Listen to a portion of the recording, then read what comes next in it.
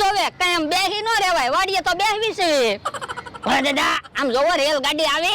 હવે સાનો મનો બેને ખોટું હું બોલે આમ જોવો તો એટલે આ રેલગાડી છે હું તો હું કઈ થોડો ખોટું બોલું